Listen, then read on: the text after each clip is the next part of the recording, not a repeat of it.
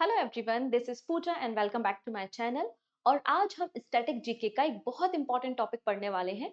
अभी जितने भी एग्जाम हो रहे हैं, एसएससी जीडी के जितने भी पेपर हुए हैं, उन सभी पेपर में आपको एक क्वेश्चन बड़ा कॉमन देखने को मिला होगा, स्पोर्ट टर्मिनोलॉजी पर बेस्ड। तो आज हम यहाँ पे 40 क्वेश्चंस देखेंगे और कई सारे स्टैटिक पॉइंट्स भी डिस्कस करेंगे। तो अप्रोक्सीमेटली आपके 100 पॉइंट्स यहाँ पर रेडी हो जाएंगे स्पोर्ट्स से रिलेटेड टर्मिनोलॉजी। ओके, तो एक एक करके हम अलग अलग स्पोर्ट की टर्मिनोलॉजी को समझते चलेंगे। इसके अलावा कुछ स्टैटिक पॉइंट्स भी यहाँ पर सीखेंगे। सो वीडियो के एंड में एक इंपॉर्टेंट क्वेश्चन भी होगा जिसका आंसर आप मुझे कमेंट सेक्शन में बता सकते हैं। अब स्टैटिक जीके के मैंने कई सारे पार्ट्स कवर किए हैं, जैसे कि different kind of stadium India में जो है, हॉकी का स्टेडियम है, क्रिकेट स्टेडियम है, जहां से एग्जाम में क्वेश्चन आते हैं वो भी मैंने आपके साथ डिस्कस किया है। म्यूजिक से रिलेटेड जो इंपॉर्टेंट इंस्ट्रूमेंट्स होते हैं और उनके जो एक्सपोनेंट हैं उन पे हमने डिस्कशन किया हुआ है। UNESCO world heritage site, Ramsar site पे हमने डिस्कशन किया हुआ है। तो एक सेपरेट प्लेलिस्ट आपको देखने को मिलेगी, आप वहां जाके इन सभी स्टैटिक पॉइंट्स को कवर कर सकते हैं। आइए स्टार्ट करते हैं। आज का हमारा वीडियो है MCQ on sport terminology and पहला क्वेश्चन आपकी स्क्रीन पे है, ट्राई करना है। ठीक है, हम नई नई चीजें सीखते हुए जाएंगे। पहला है the word China man is used in which game. ये जो शब्द है चाइना मैन, ये किस गेम में इस्तेमाल होता है? पोलो, क्रिकेट, गोल्फ या फिर चेस? तो करेक्ट आंसर क्या हो जाएगा यहाँ पे? तो आपका आंसर हो जाएगा यहाँ पर क्रिकेट। सही आंसर क्या है? Option number B. याद कैसे रखेंगे? तो चाइना में आप देखोगे टेनिस प्लेयर देखने को मिल जाएंगे, लेकिन चाइना में कभी आपने इंपॉर्टेंट क्रिकेट प्लेयर का नाम सुना है? नहीं सुना होगा ना। तो चाइना में क्रिकेट नहीं होता, चाइना में क्रिकेट नहीं होता। तो चाइना मैन जो शब्द है वो क्रिकेट से एसोसिएटेड है। ऑप्शन नंबर बी बिल्कुल करेक्ट हो जाएगा। ठीक है, अब यहाँ पे कुछ स्टैटिक पॉइंट्स मैं आपको डिस्कस कर देती हूँ। Chinaman is considered to be a leg spin delivery by the left arm bowler. अब रिसेंटली अगर क्रिकेट की बात करें तो 17th एडिशन आईपीएल का हुआ था। ठीक है, 17th एडिशन आईपीएल का हुआ था। फाइनल जो मैच खेला गया था वो Kolkata night Riders and Sunriser Hyderabad के बीच में हुआ था, जिसमें कोलकाता नाइट राइडर ने डिफीट किया था सनराइजर हैदराबाद को।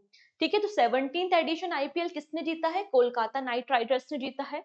अब इसमें दो इंपॉर्टेंट प्लेयर के नाम हमें याद रखने होते हैं। पहला है जिन्हें ऑरेंज कैप मिलता है और दूसरा जिन्हें पर्पल कैप मिलता है। ऑरेंज कैप उस प्लेयर को दिया जाता है जिसने सबसे ज्यादा रन बनाए हो। तो 741 रन किसने बनाए थे? विराट कोहली ने, इसलिए इनको ऑरेंज कैप मिला। वही पर्पल कैप उसे दिया जाता है जो सबसे ज्यादा विकेट लेता है, और यहाँ पे हर्षल पटेल ने मैक्सिमम 24 विकेट्स को लिया था, इसलिए पर्पल कैप किसको मिला? हर्षल पटेल को मिला। क्लियर? तो इन प्लेयर्स के नाम भी आप थोड़ा सा याद रखेंगे। चलिए, नेक्स्ट क्वेश्चन है, birdie, eagle and albatross are all term used in. तो ये शब्द सभी के सभी वर्ड्स किस गेम में यूज होते हैं? तो यहाँ पे देखो, बर्डी, आप बर्ड हो गया, बर्ड के बाद आप ईगल देख लीजिए, ईगल के बाद यहाँ पे मैंने ले लिया फॉर एग्जांपल बैट ले लिया। तो ये जो सभी शब्द हैं ये कहीं ना कहीं तरीके से, किसी ना किसी तरीके से किसी पक्षी से ही तो संबंधित है। ठीक है, और आउल, आउल को आप पढ़ लीजिए उल्फ। ठीक है, तो आप बिल्कुल यहाँ पे लिंक कर लीजिए कि गोल्फ से एसोसिएटेड आपको बर्डी, ईगल एंड एल्बेट्रॉस देखने को मिलेगा। तो ये सभी के सभी शब्द जो हैं वो गोल्फ से एसोसिएटेड है। ऑप्शन नंबर ए बिल्कुल करेक्ट हो जाएगा। अब कुछ और भी टर्म्स हैं, जैसे कि एल्बेट्रॉस तो हमने देख ही लिया, tee shot, blind shot, double eagle, all square, ये सभी के सभी वर्ड्स जो हैं वो गोल्फ से संबंधित आपको देखने को मिल जाएंगे।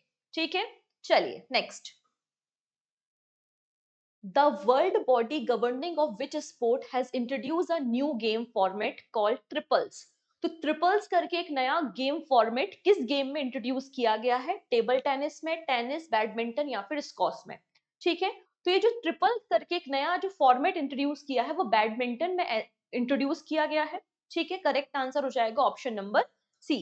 किसने इंट्रोड्यूस किया है? तो बैडमिंटन वर्ल्ड फेडरेशन।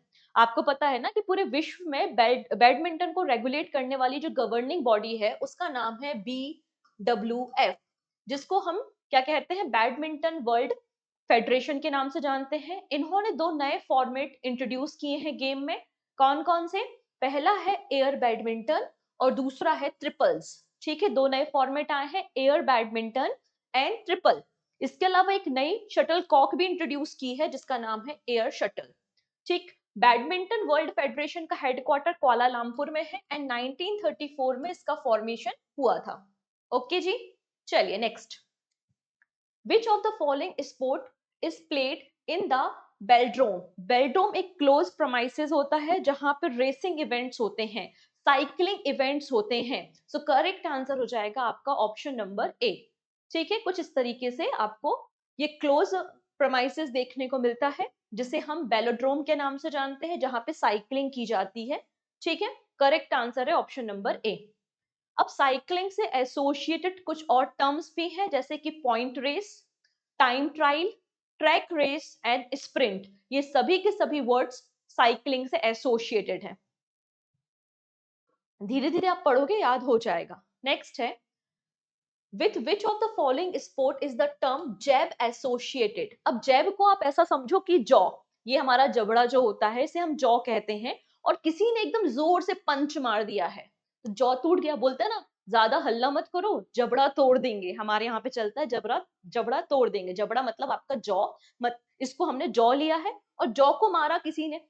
ठीक है, तो आप इस तरीके से बॉक्सिंग से एसोसिएटेड कर सकते हो, पंच मार दिया, बॉक्सर ने पंच मार दिया। तो यहाँ पे जो जैब शब्द है या जैब वो जो वर्ड है वो बॉक्सिंग से संबंधित है। करेक्ट आंसर हो जाएगा ऑप्शन नंबर बी। अब बॉक्सिंग से कई सारे वर्ड्स आपको देखने को मिलेंगे जैसे कि नॉकआउट, पंच, राउंड, किडनी पंच, टाइमिंग, रिंग स्टॉपेज, ये सभी वर्ड जो है वो बॉक्सिंग से एसोसिएटेड है। नेक्स्ट है, with which of the following sport is the term cox associated? Cox ये शब्द किससे संबंधित है? Long jump, boat racing, boxing और द जेवलिन थ्रो। ठीक है, किस स्पोर्ट से संबंधित आपको ये शब्द देखने को मिलेगा? सो करेक्ट आंसर हो जाएगा हमारा option number B, boat racing. Boat racing से ये शब्द आपको देखने को मिल जाएगा। ठीक है, जनरली नेविगेशन चेंज करने के लिए जो नेविगेशन इंचार्ज आप बोल सकते हैं उसे कॉक्स बोला जाता है। और केरला में आपको पता है ओनम के फेस्टिवल में बहुत ही फेमस आपको रेस भी देखने को मिलती है, boat race. Option number B बिल्कुल करेक्ट है। Next, with which of the following sport is the term बिव एसोसिएटेड? तो बिव जो शब्द है वो किस स्पोर्ट से है? हॉकी, फुटबॉल, लॉन टेनिस और रनिंग। तो ये जो बिव शब्द है ये आपको देखने को मिल जाएगा रनिंग से संबंधित। ऑप्शन नंबर डी बिल्कुल करेक्ट हो जाएगा। ठीक है, the sheet printed with a number used to identify each runner in the race. आपने देखा होगा जब रेसर्स भागते हैं तो उनके शर्ट पे या टी शर्ट पे एक पेपर चिपका होता है जिसमें उस एथलीट का नंबर लिखा होता है और नाम मेंशन होता है। तो उसी को क्या कह रहे हैं? बिब कह रहे हैं। The sheet printed with the number used to identify each runner in the race is called the bib number. इसे क्या बोला जाता है? बिब नंबर बोला जाता है। तो बिब जो वर्ड है वो आपको रनिंग से संबंधित देखने को मिलेगा। और मैराथन के बारे में आपने सुना होगा, राइट?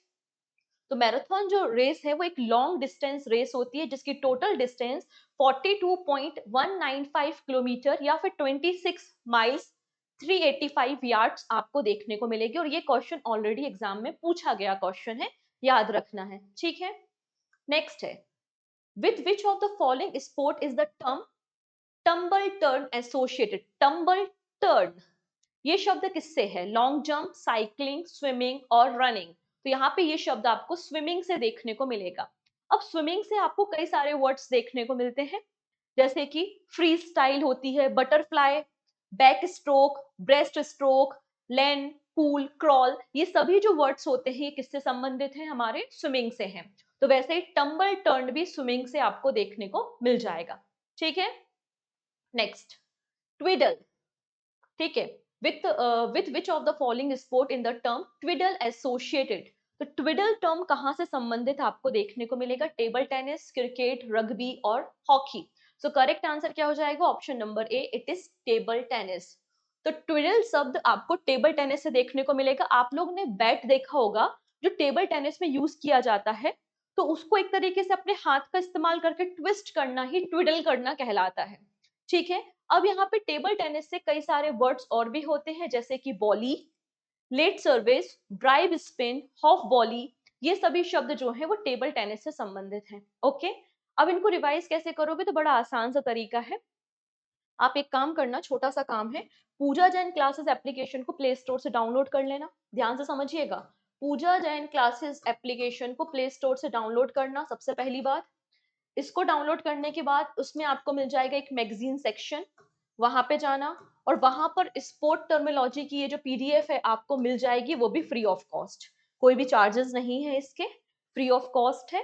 ठीक है, करना क्या है, पूजा जैन क्लासेस को डाउनलोड करना है, मैगजीन सेक्शन पे जाना है और स्पोर्ट वाली ये टर्मिनोलॉजी की जो वीडियो की पीडीएफ है ये मिल जाएगी फ्री ऑफ कॉस्ट। इसको डाउनलोड करना, 3-4 बार रिवाइज करोगे तो चीजें याद हो जाएंगी, लेकिन रिवाइज जरूर करना, पढ़ के जरूर जाना। अभी जितने भी एग्जाम हो रहे हैं सभी एग्जाम में आपको स्पोर्ट टर्मिनोलॉजी पूछी जा रही है। अपकमिंग जो आपका रेलवे एएलपी एग्जाम है उसमें भी ये क्वेश्चन बन सकते हैं, तो इंपॉर्टेंट है। क्लियर है? तो जल्दी से एक और काम कर दो, लिंक को शेयर कर दो अपने फ्रेंड्स के साथ, वो सारे फ्रेंड्स जो एसएससी, रेलवे या किसी भी वनडे एग्जाम की प्रिपरेशन कर रहे हैं। इसके अलावा पहली बार चैनल पे आए हो तो चैनल को सब्सक्राइब कर लेना, जिससे अपकमिंग क्लासेस के नोटिफिकेशन आपको मिल सके। नेक्स्ट है बनी हॉप।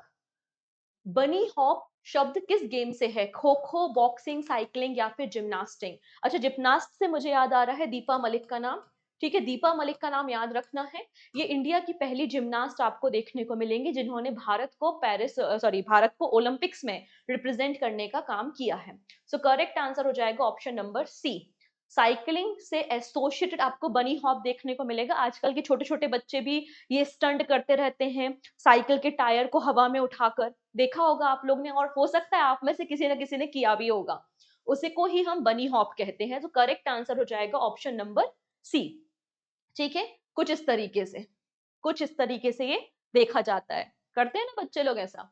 ठीक है, चलिए फर्दर डिस्कशन हम करते हैं। लेकिन इसके अलावा जैसे कि ये पर्टिकुलर हम टॉपिक स्टडी कर रहे हैं स्पोर्ट टर्मिनोलॉजी, तो इसका टेस्ट सीरीज भी अवेलेबल है। तो स्टैटिक जीके का, बायोलॉजी का, इकोनॉमी हो गया, ठीक है, पॉलिटी हो गया, इन सब के टेस्ट सीरीज भी अवेलेबल है पूजा जैन क्लासेस एप्लीकेशन में। तो आप एग्जाम की तैयारी को और अच्छा करने के लिए इन टेस्ट सीरीज को ज्वाइन कर सकते हैं। और जनवरी से लेकर अक्टूबर मंथ तक की मैगजीन भी अवेलेबल है। अभी स्टार्टिंग के मैंने 6 पॉइंट उसमें अपलोड किए हैं, रिमेनिंग पे काम करके उसको और अपलोड कर दूंगी। ठीक है, तो आप इस पीडीएफ को भी डाउनलोड कर सकते हैं। ओके, चलिए नेक्स्ट है penalty shoot out, red card, blind side. ये सभी टर्मिनोलॉजी किस गेम से है? तो पेनाल्टी शूट आउट किस में होता है? ये तो बहुत कॉमन वर्ड है, आप लोग ने कई बार न्यूज में सुना होगा, स्पोर्ट में सुना होगा। तो करेक्ट आंसर क्या हो जाएगा आपका? Penalty shoot out, red card और ब्लाइंड साइड, ये सभी शब्द आपको फुटबॉल से देखने को मिल जाएंगे। ठीक है, पूरे वर्ल्ड में फुटबॉल को रेगुलेट करने वाली जो बॉडी है उसका नाम फीफा है।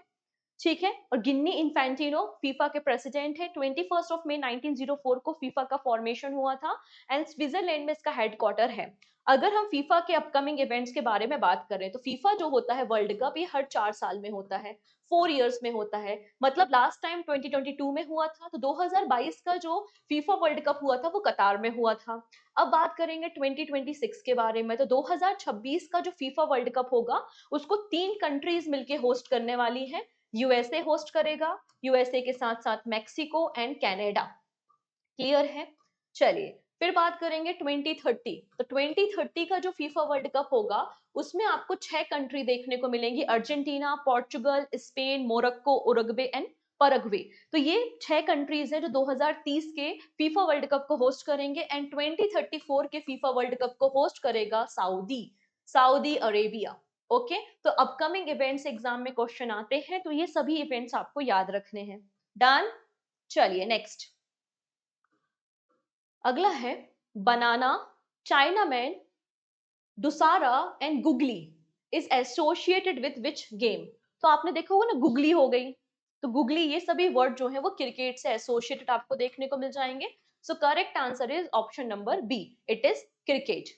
ठीक है, तो आप देख सकते हैं जैसे कि banana, chinaman, cover drive, cover drive के अलावा आप यहाँ पे देख सकते हैं थर्ड मैन, इसके अलावा गुगली है, गुगली क्वेश्चन ऑलरेडी एग्जाम में पूछा गया है, शॉर्ट पिच, स्ली पॉइंट, स्लिप, फिर डकवर्थ लुइस रूल, ये सभी शब्द आपको देखने को मिलते हैं क्रिकेट से। नेक्स्ट है dummy is usually used term in game of. तो डमी कहां पर इस्तेमाल किया जाता है? चेस में, फुटबॉल में, क्रिकेट में या फिर बेसबॉल में? तो ये जो डमी शब्द है ये हम इस्तेमाल कहां पर करते हैं? फुटबॉल में, ऑप्शन नंबर बी।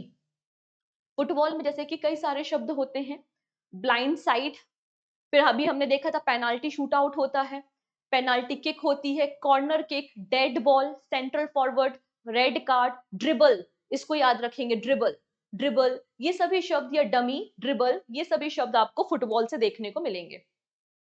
अब इस वर्ड को आपने सुना होगा कई बार, steeplechase is used in which of the following sport. तो बेसिकली कोई भी रनिंग इवेंट होता है जिसमें ऑब्स्टिकल्स होते हैं, ऑब्जेक्ट होते हैं जिसके ऊपर से आपको जंप करना होता है, वो सभी रेसेस आपकी स्टेपल चेस कहलाती हैं। तो एक तरीके से आपकी ये कोई भी रेसिंग इवेंट है उसमें हम इस शब्द का इस्तेमाल कर सकते हैं। तो करेक्ट आंसर क्या हो जाएगा, हॉर्स राइडिंग, क्योंकि ये भी तो आपका एक रेसिंग इवेंट है। ठीक है, अब हॉर्स रेसिंग में हम यहाँ पे कुछ और वर्ड्स भी यूज करते हैं, जैसे स्टेपल चेस हमने यूज करा, जॉकी जो कि घोड़े पर बैठकर घोड़े को चलाता है उसे हम जॉकी कहते हैं, पंट, पंट के अलावा थ्रू ब्रेड। ठीक है, स्टेपल चेस का मतलब होता है कोई भी ऑब्स्टिकल जो रेस में आपको देखने को मिलता है। ठीक, चलिए next, first pull, second pull and third pull are commonly used sport terminology related to with sport। तो यहाँ पे first pull, second pull and third pull ये आपको कहाँ से देखने को मिलता है? तो आपने देखा होगा जब जैसे कि मीराबाई चानू है वो वेट लिफ्ट कर रही हैं तो पहले फर्स्ट पुल करती हैं, फिर सेकेंड पुल करती हैं और फिर फाइनली थर्ड पुल करती हैं, राइट? तो ये जो पुल हम यूज वर्ड करते हैं ये हम किस में करते हैं, वेट लिफ्टिंग में करते हैं। तो करेक्ट आंसर क्या हो जाएगा आपका, ऑप्शन नंबर सी। ठीक है, वेट लिफ्टिंग में हम इसका इस्तेमाल करते हैं। वेट लिफ्टिंग जो है वो ओलंपिक स्पोर्ट है सिंस 1896। ठीक है, अगर हम बात करते हैं इंडिया ने पहली बार अपने वेट लिफ्टर्स को कब भेजा था ओलंपिक्स में, तो 1936 के बर्लिन ओलंपिक्स में हमने पहली बार अपने वेट लिफ्टर्स को भेजा था। एंड श्री विजय चंद्र मेहताब, श्री विजय चंद्र मेहताब पहले आपको प्रेसिडेंट देखने को मिलेंगे इंडियन वेट लिफ्टिंग फेडरेशन के। और इंडियन वेट लिफ्टिंग फेडरेशन का फॉर्मेशन 1935 में 1935 में हुआ था। तो करेक्ट आंसर हो गया आपका ऑप्शन नंबर सी। अब यहाँ पे जब हम वेट लिफ्टर की बात कर रहे हैं तो हमें कुछ स्पोर्ट पर्सन के नाम पता होना चाहिए, जिसमें सबसे इंपॉर्टेंट नाम जो कई बार एग्जाम में बना है वो है कर्णम मलेश्वरी। कर्णम मलेश्वरी, ठीक है, इन्होंने 69 केजी वेट कैटेगरी में 2000 के ऑस्ट्रेलियन समर ओलंपिक्स में ब्रोंज मेडल जीतने का काम किया था। मीराबाई चानू 2020 के टोक्यो ओलंपिक्स में सिल्वर जीता था। नेक्स्ट बात करते हैं कुमुक चाम संजीता चानू, ठीक है, मीराबाई चानू के बाद फिर संतोषी मताशा और स्वाति सिंह, ये सभी हमारे देश की वेट लिफ्टर देखने को मिल जाएंगे। तो इनके नाम आपको याद रखने हैं, अगर पूछ लिया गया तो पता होना चाहिए किस स्पोर्ट से हैं। नेक्स्ट है marksmanship. Marksmanship is related to which sport? तो ये शब्द किससे है, वेट लिफ्टिंग, शूटिंग, बॉक्सिंग या फिर वाटर पोलो? तो देखो जब हम शूटिंग करते तो एक मार्क पे हमें क्लिक करना होता है और उस टारगेट को हिट करना होता है। तो ये जो मार्क्समैनशिप है ये शब्द आपको शूटिंग से देखने को मिल जाएगा, ऑप्शन नंबर बी। ठीक है, अब शूटिंग से आपको कुछ और शब्द देखने को मिलते हैं जैसे कि बुल्स आई, बुल्स आई, बुल्स आई के बाद आपने देखा कि मार्कमैनशिप, मजल या मुजल, प्लग, ये सभी वर्ड्स आपको शूटिंग से मिल जाएंगे। और अभिनव बिंद्रा, इनसे क्वेश्चन रिसेंटली एग्जाम में बना था। इनको रिसेंटली आईओसी मतलब इंटरनेशनल ओलंपिक एसोसिएशन या कमीशन ने रिसेंटली उन्हें ऑनर भी किया है, सम्मान भी दिया है। और ये पहले इंडियन है जिन्होंने इंडिविजुअल कैटेगरी में गोल्ड मेडल जीता था शूटिंग में 2008 के बीजिंग ओलंपिक्स में। तो ये बहुत इंपॉर्टेंट नाम आपको देखने को मिलेगा अभिनव बिंद्रा का। Next, which of the following term is related to the game of table tennis? अब टेबल टेनिस से इनमें से कौन सा वर्ड एसोसिएटेड है? आंसर हो जाएगा पेन होल्ड ग्रिप। ठीक है, अभी हमने देखा कि जो मुजल वर्ड है, अभी जस्ट हमने अभी थोड़ी देर पहले देखो यहाँ पर देखा कि ये शूटिंग से है, राइट? यहाँ ये देखो हमने अभी सीखा यहाँ पे म्यूजिल, मार्कमैनशिप, बुलाई, ये सभी शब्द किससे हैं, शूटिंग से हैं। तो टेबल टेनिस से तो हो नहीं सकते हैं। ठीक है, तो यहाँ पे पेन होल्ड ग्रिप कुछ इस तरीके से जो टेबल टेनिस के बैट को पकड़ा हुआ है इसे ही हम पेन होल्ड होल्ड ग्रिप के नाम से जानते हैं। करेक्ट आंसर हो जाएगा ऑप्शन नंबर ए। अब यहाँ पे टेबल टेनिस से कई सारे शब्द आपको देखने को मिल जाएंगे जैसे कि एक होता है anti loop, loop, pen hold grip, spin and twiddle. Twiddle के ऊपर हमने अभी थोड़ी देर पहले डिस्कशन किया था। ट्विडल जो शब्द है वो भी टेबल टेनिस से संबंधित है। जब हम टेबल टेनिस की बात करते हैं तो कुछ इंपॉर्टेंट पर्सन के नाम भी हमें पता होने चाहिए, जैसे कि सबसे इंपॉर्टेंट है हमारी मनिका बत्रा। मनिका बत्रा एक टेबल टेनिस प्लेयर आपको हमारे देश की देखने को मिल जाएंगी। मनिका बत्रा के बाद आपको देखने को मिलते हैं शरथ कमल। शरथ कमल भी बहुत इंपॉर्टेंट टेबल टेनिस प्लेयर हैं। शरथ कमल के अलावा अंकिता दास हैं, नेहा अग्रवाल भी आपको देखने को मिलेंगी। ठीक है, नेक्स्ट अगला शब्द हम देखेंगे, हालांकि पिक्चर से तो आंसर पता चल ही गया होगा, पर फिर भी देख लेते हैं हम। Tobogganing is a widely used term in which sport event. तो यहाँ पर जब आइज होती है और आइज के ओवर जब आप उसके ऊपर जब घिसटते हैं या फिर आप उसके ऊपर खेलते हैं या उसके ऊपर स्केट करते हैं, तो उसको ही हम क्या बोलते हैं, टोबोगैनिंग के नाम से जानते हैं। तो ये स्काई से एसोसिएटेड आपको ये टर्म देखने को मिल जाएगा, ऑप्शन नंबर डी। अब इसमें आपको एक पर्सन का नाम याद रखना है, क्योंकि केवल और केवल एकमात्र एथलीट रहे हैं जिन्होंने बीजिंग ओलंपिक्स में इंडिया को रिप्रेजेंट किया था विंटर ओलंपिक्स में। Correct answer is Arif Khan, जो कि आपको जम्मू से देखने को मिलते हैं। ठीक, half Nelson is usually used in which sport. तो हाफ नेल्सन शब्द कहां पर इस्तेमाल होता है, तो आप देख ही सकते हैं, यहाँ पे एक इमेज है, दो लोग हैं रेसलिंग कर रहे हैं, तो हाफ नेल्सन वर्ड आपको रेसलिंग से देखने को मिल जाएगा, ऑप्शन नंबर सी। ठीक है, जब हम रेसलिंग की बात करते तो हमें कुछ और प्लेयर्स के नाम पता होना चाहिए, जैसे कि केडी जाधव। केडी जाधव हमारे देश के पहले मतलब इंडियन रेसलर रहे हैं जिन्होंने ओलंपिक मेडल भारत के लिए जीता था। ब्रोंज मेडल जीता था 1952 के हेलेंस्की गेम में।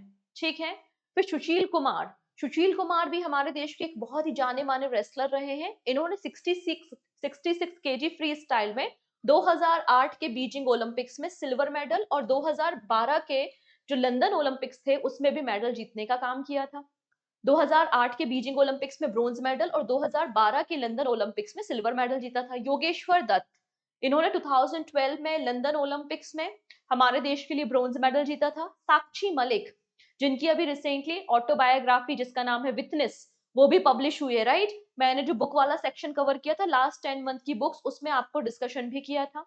तो साक्षी मलिक ने 2016 के रियो ओलंपिक्स में ब्रोंज मेडल जीता था। रवि कुमार दाहिया, इन्होंने 2020 का जो टोक्यो ओलंपिक्स हुए थे उसमें सिल्वर मेडल जीता। एंड बजरंग पुनिया, इन्होंने भी टोक्यो ओलंपिक्स 2020 में ब्रोंज मेडल जीतने का काम किया था। तो हमें किन किन का नाम याद रखना है, केडी जाधव, सुशील कुमार, योगेश्वर दत्त, साक्षी मलिक, रवि कुमार दाहिया और बजरंग पुनिया। ये सभी इंपॉर्टेंट प्लेयर हैं हमारे देश के जो कि रेसलिंग से हैं। एंड हाफ नेल्सन जो वर्ड है वो रेसलिंग से संबंधित है। ठीक है, बंकर, बंकर शब्द किस गेम से है, चेस, गोल्फ, जूडो या फिर टेनिस। ठीक, ये क्वेश्चन आया हुआ क्वेश्चन है, पीवाईक्यू है ये।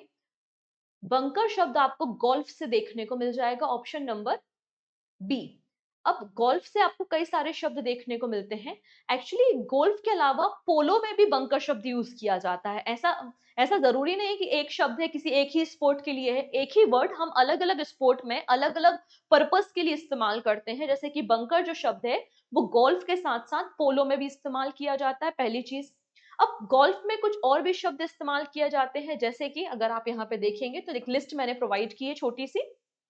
ठीक है, जैसे कि बॉगी, बंकर, फिर आपको यहाँ पे क्या है ये, कैडी, कैडी के अलावा डॉर्मी, ये सभी शब्द आपको देखने को मिलेंगे गोल्फ से। ठीक, अच्छा यहाँ पे अगर आप देखोगे पोलो, तो पोलो में तीनों शब्द बहुत इंपॉर्टेंट है और तीनों वर्ड एग्जाम में बन चुके हैं, ये भी आपका पीवाईक्यू है। तो पोलो शब्द पोलो में इस्तेमाल होता है बंकर, फिर होता है चुकर एंड मालिट। ठीक है, ये तीनों वर्ड्स भी आपको पोलो में देखने को मिलेंगे। Target, target is a common sport term used in. तो टारगेट हम किसमें, जब हम आर्चरी या तीरंदाजी की बात करते हैं तो हमें टारगेट को हिट करना होता है, एक टारगेट होता है, एक लक्ष्य होता है। तो टारगेट एक बहुत ही कॉमन शब्द है जो आर्चरी में यूज किया जाता है। क्लियर है इतनी चीजें, चलिए नेक्स्ट है ड्रिबलिंग। ये जो ड्रिबलिंग वर्ड है ये किस स्पोर्ट में यूज होता है, अभी हमने काफी सारे आपको वर्ड सिखाए थे, उनमें से एक वर्ड हमने ड्रिबलिंग भी देखा था। बिलियर्ड्स, ब्रिज, बास्केटबॉल और बॉक्सिंग। तो यहाँ पे ड्रिबलिंग जो वर्ड है वो बास्केटबॉल में यूज होता है, basketball is the right answer. ठीक है, ड्रिबलिंग का क्या मतलब होता है, bouncing the ball on the floor. जब बाउंस होती है बॉल फ्लोर में उसको ही हम क्या कहते हैं, ड्रिबलिंग कहते हैं। ठीक है, बास्केटबॉल में कई सारे शब्द होते हैं ड्रिबलिंग के अलावा, free throw, head ball, holding, jump ball, multiple throw and pivot. Pivot already exam में पूछा गया क्वेश्चन है, पाइबॉट वर्ड हम बास्केटबॉल में यूज करते हैं। ठीक है, done. Next, home run is related to the which sport? तो ये तो इजी है, मुझे लगता है आपको आंसर पता होगा। Correct answer is baseball. Home run जो वर्ड है वो बेसबॉल में यूज किया जाता है। ये क्वेश्चन पता नहीं कितने एग्जाम में कितनी बार रिपीट हुआ है। ठीक है, बेसबॉल में हम यहाँ पे कुछ वर्ड्स यूज करते हैं जैसे कि hitter, pitcher plate, pull out, फिर home infield, outfield, pinch and home run. ये सभी वर्ड्स आपको बेसबॉल में देखने को मिलेंगे। टाइगर वुड्स बहुत ही इंपॉर्टेंट पर्सन है। टाइगर वुड्स वर्ल्ड फेमस आपको प्लेयर देखने को मिल जाएंगे। किस कंट्री से हैं और कहां से, मतलब किस गेम से हैं? तो टाइगर वुड आपको देखने को मिलेंगे गोल्फ प्लेयर। ठीक है, टाइगर वुड जो है वो आपको यूएसए के गोल्फ प्लेयर देखने को मिल जाएंगे। ओके है जी, ठीक। फिर इंडिया में अगर हम गोल्फर्स की बात करें तो इंडिया में जो गोल्फर हैं, बहुत ही फेमस गोल्फर है, उनका नाम है अदिति अशोक। तो अदिति अशोक आपको इंडिया के रिस्पेक्ट में नहीं भूलना है।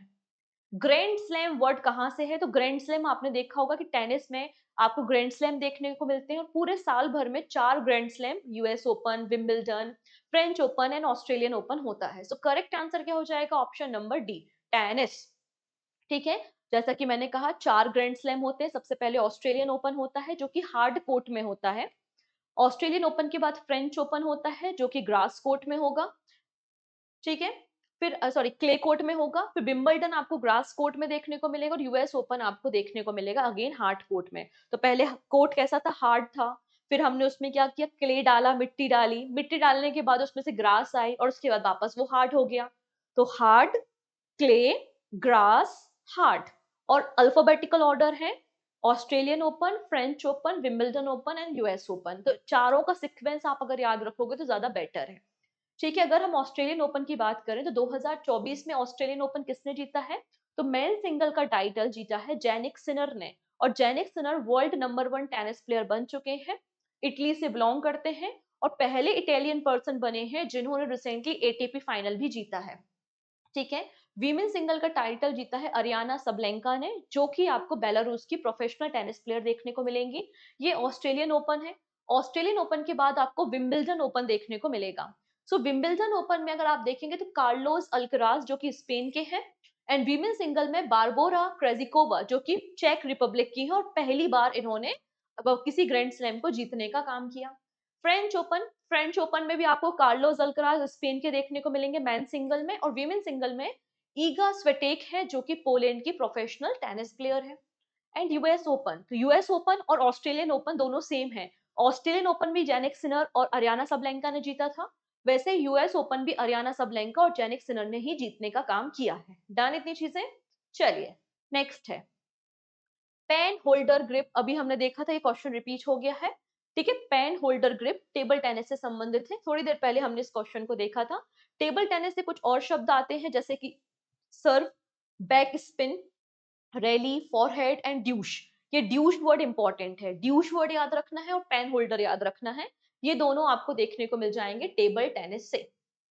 अब देखो चुकर, अभी हमने इसके बारे में बात की थी, याद कीजिए, मैंने बताया था यहाँ पे चुकर, मैलेट, ये जो सभी बंकर, ये सभी वर्ड जो है वो पोलो से रिलेटेड है।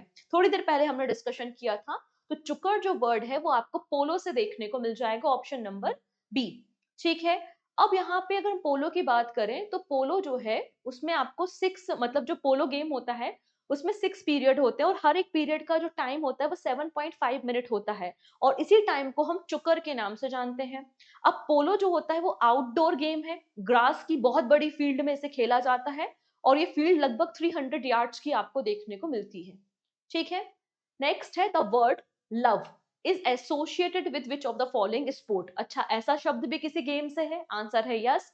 जो लव शब्द है वो किस गेम से है? गोल्फ, फुटबॉल, लॉन टेनिस और चेस। तो करेक्ट आंसर हो जाएगा, कई सारे गेम्स में यूज होता है ये, जैसे कि लॉन टेनिस में भी यूज होता है, लॉन टेनिस के अलावा टेनिस में भी इस्तेमाल होता है ये।